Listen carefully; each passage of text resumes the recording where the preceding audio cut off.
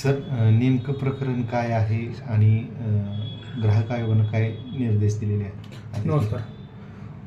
मुकुंद बाळासाहेब माळेकर, जे की धाराशिव येथील जिल्हा व सत्र न्यायालयामध्ये वकिली व्यवसाय करतात, त्यांची मारुती सियाज ही गाडी आहे.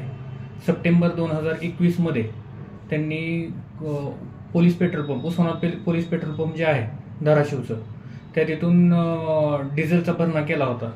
आणि त्यावेळेस पावसाळ्याचे दिवस असले कारणाने ते डिझेल भरणा केला आणि ते त्यांच्या घराकडे जात असताना त्यांची गाडी जी आहे गाडी बंद पडली.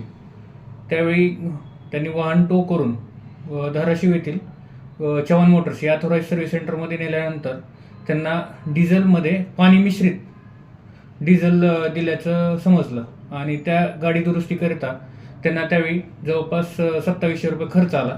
आणि त्यानंतर त्या वाहनाची तपासणी केली असता त्या पाणी मिश्रित डिझेलमुळं वाहनाच्या महत्त्वाच्या पार्ट्समध्ये हे होऊन बिघाड होऊन त्याकरिता जवळपास 1.25 लाख रुपये खर्च येणार असल्याचे एस्टिमेट त्या संबंधित सर्व्हिस सेंटरने दिले होते.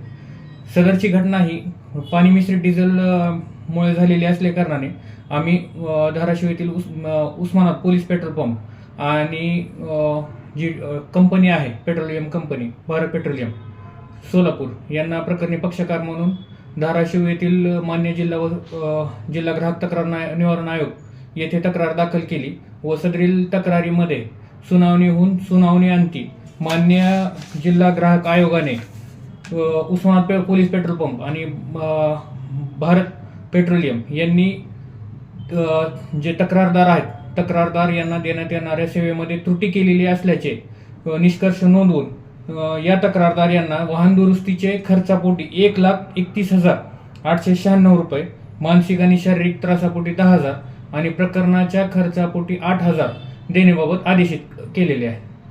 आणि हा आदेश जो आहे दिनांक 15/12/2025 रोजी पारित केलेला आहे.